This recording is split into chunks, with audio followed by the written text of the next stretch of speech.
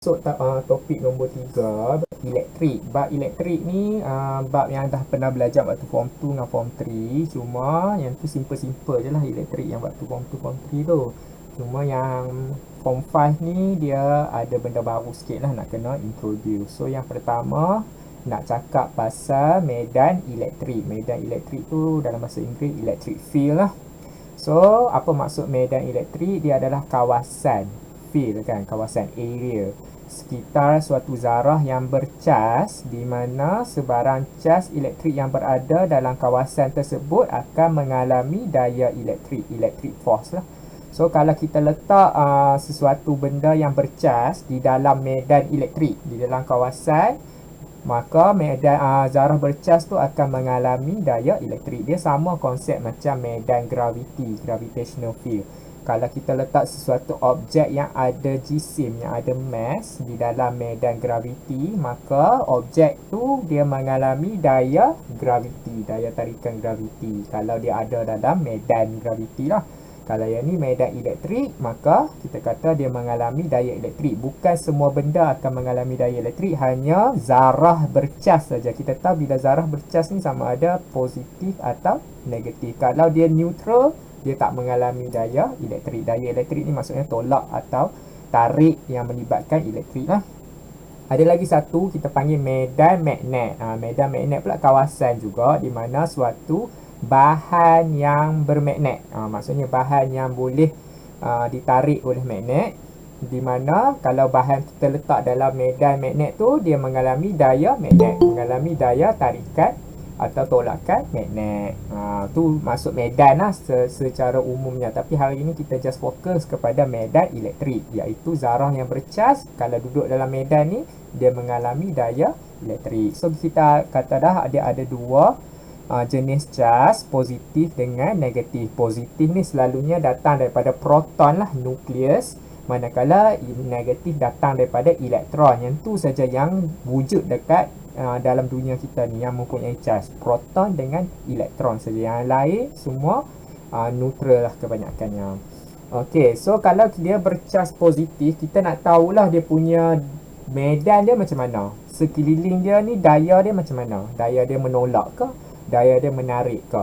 Maka kita kena test. Kita kena uji, kita letak satu titik di mana titik cas ni kita panggil Q. Q ni memang asal-asalnya kena bercas positif lah. Kena bercas positif. So apa interaksi Q ni dalam medan elektrik yang bersifat positif?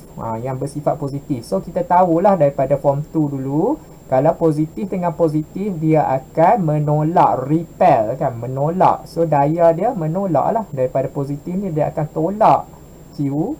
So kalau Q duduk dekat atas pun dia akan tolak ke atas. Kalau Q duduk belah sini pun dia akan tolak ke kiri dan ke bawah. Macam itulah. Dan kalau kita nak completekan diagram ni, kita boleh tambahlah arrow dia semua menolak keluar. So yang ni dia punya electric field dia, medan elektrik kalau dia bersifat positif, bercas positif. So macam mana nak hafal? So ingat tak simbol tambah? So kita extend je simbol tambah ni ke atas, simbol tambah ni ke kiri, ke kanan semua dan lukis anak panah. So macam itulah kita nak hafal dia. Tambah positif dia keluar. Dia keluar daripada simbol tambah tu, extend. Lepas tu complete the diagram lah. Macam itulah cara nak hafal dia. Kalau lah tak ingat dalam exam, positif tu keluar ke masuk ke apa kan. So positif keluar lah kalau tengok daripada simbol tambah tu sendiri. Okey, macam mana pula dengan negatif? So kita letak jugalah charge positif, charge positif untuk diuji. Maka apa interaksi charge positif ni terhadap medan elektrik yang bersifat negatif? Maka positif dengan negatif berbeza charge, dia akan tarik satu sama lain kan, attract kan. So dia punya daya dia adalah ke dalam kan. Kalau kita letak charge ke atas, dia ke dalam juga, ke dalam ke sini, ke dalam ke sini. So maksudnya dia akan menarik lah kan. So kalau kita complete the diagram, dia semua anak panah masuk ke dalam. So macam mana pula nak ingat kalau dia charge negatif? So negatif ni palang macam ni kan. So kita nak compress palang ni, nak tekan-tekan masuk dalam. So yang itulah caranya kita nak hafal charge negatif ni dia bersifat macam mana. Dia bersifat menarik lah, manakala positif ni bersifat menolak. Tu dia punya convention dia. Kalau nak tukar pun sebenarnya boleh je, cuma bukan convention fizik yang moden. Kalau convention fizik moden memang kita set positif kena keluar, yang negatif kena masuk. Macam magnet lah kan, magnet utara selatan kan, north dengan south. Medan dia daripada utara masuk ke selatan kan, keluar daripada utara masuk ke selatan, keluar daripada utara masuk ke selatan. Ni waktu form 2 hampa belajar tu kan. So macam tu lah, kita tak boleh nak ubah lah, sebab kita nak kena seragam kan. Mesti kena daripada utara masuk ke selatan. Dan kalau kita letak kompas kan, kita letak kompas, memang jarum kompas tu menunjuk ke arah selatan. Macam tu lah. So yang tu kita punya ciri-ciri medan elektrik untuk positif, medan elektrik untuk negatif. Positif keluar, negatif masuk. So kalau interaksi medan positif dengan medan negatif macam mana? Kita tahulah positif akan pergi ke negatif. So anak panah dia macam tu lah. So macam mana kita nak complete the diagram, kita buatlah lengkung-lengkung ni, dia berinteraksi. So yang ni akan keluar kan, yang ni pun akan keluar. Yang ni akan masuk, silap. Yang negatif ni akan masuk. So yang ni pun masuk, yang ni pun masuk, yang ni keluar, yang ni keluar. Macam itulah lukisan dia. Cara kita nak lukis interaksi medan positif dengan medan negatif. So lukis simple-simple je, tak perlu lukis banyak-banyak. Dah pastikan tidak bersilang. Contohnya kalau kita nak lukis lagi satu yang ke atas ni, pastikan dia tak bersentuh sama lain lah. Antara satu sama lain tak bersentuh. Samalah bawah ni, kalau nak tambah lagi pun boleh je. Nampak tak? Kalau tersentuh ni salah lah. Kita pastikan lukis secara berhati-hati lah. Pastikan dia tak bersentuh antara satu sama lain. Barulah betul. Tak payah lukis banyak-banyak pun tak apa. Lukis sikit-sikit saja, asalkan menunjukkan arah dia tu yang penting. Okey, kalau dia bersifat negatif dengan negatif, maka kalau kita nak lengkapkan diagram ni dengan lebih jelas, so bila dia menolak satu sama lain yang tengah-tengah ni, maka dia kita tambah macam ni daya dia. So kat sini adalah kawasan neutral, bercas neutral, tak ada daya di tengah-tengah ni. Kalau kita letak satu objek tu kekal di tengah-tengah ni, maka tidak ada berlaku tindak balas apa-apa dekat kawasan tengah ni, sebab semua daya menolak. Sebab ni bercas negatif, dia masuk, masuk, masuk, masuk, masuk, masuk. Lepas tu kalau nak tambah lagi pun boleh lah. Tambah sekeliling dia tu tak kisahlah. Yang penting kat tengah-tengah tu. Okey, so kalau kita tengok pula interaksi positif dengan positif, positif keluar kan. So dia keluar, keluar. Kita lukis dululah keluar tu dulu. Keluar. Lepas tu kat tengah-tengah ni yang saya kata penting tu macam mana. So kita padam sikit yang arrow tu. Bila dia keluar dengan keluar, dia akan menolak juga. Cuma dia menolak macam ni lah. Dia jadi macam tu. So sama juga macam negatif tadi, kawasan kat tengah-tengah ni bersifat neutral. Tidak ada berlaku apa-apa dah dekat tengah-tengah tu. Cuma positif dengan positif ni akan menjauhi satu sama lain. So nak tambah lagi pun suka hatilah kan, nak tambah lagi, asalkan jangan bersentuh sama lain. Okey, kalau kita tengok pula positif dengan negatif. Negatif ni ada plat, macam kepingan logam lah. Yang ni bulat je, titik saja. Yang ni bersifat pelat yang logam yang panjang, dan sekeliling panjang logam tu bersifat negatif, mempunyai cas negatif. So kita lukis dululah yang positif ni, dia keluar, manakala yang negatif ni semua masuk je, semua macam ni. Masuk dia macam ni saja. Yang sebelah sini tak kira lah, sebelah sini saja. So apa dia punya overall dia, paduan dia, medan paduan dia. So kita tahulah sama arah kan tadi, yang ni pun ke kanan, yang ni pun ke kanan, maka kita boleh cantum kalau dia sama arah. So dia jadi macam ni.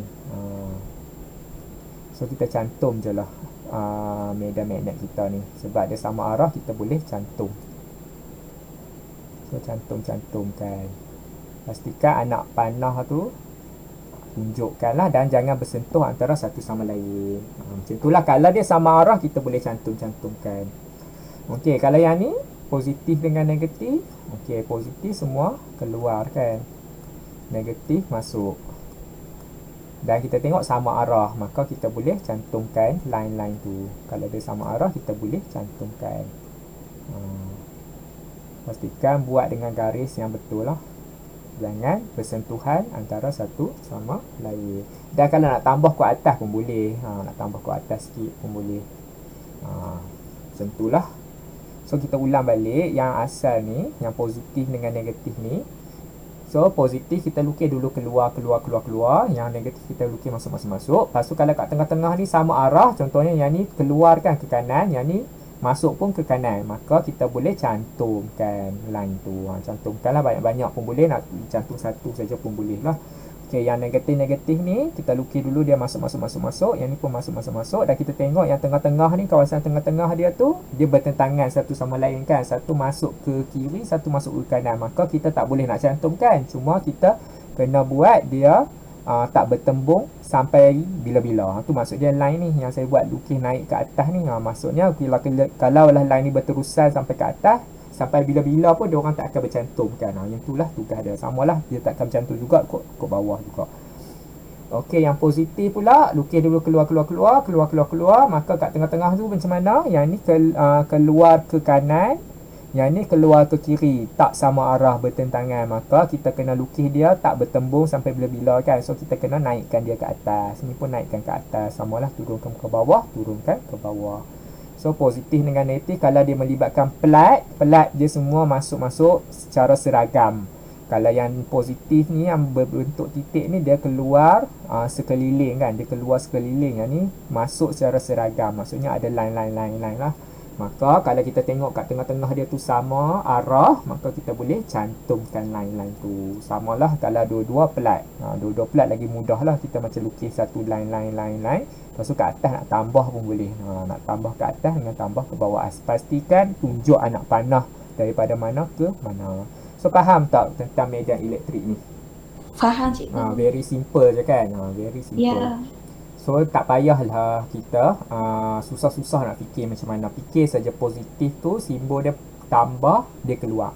Kalau negatif, simbol dia tolak, maksudnya kita kena compress simbol tolak tu, nak tekan masuk ke dalam. Macam itulah cara nak hafal dia. Lepas tu kat tengah-tengah tu macam mana nak fikir. Kalau dia sama arah, kita sambung. Kalau tak sama arah, kita tak mau bagi dia sambung sampai bila. So nak fikir macam mana, bawa naik atas, bawa turun bawah. Macam tu je lah. Okay, so kita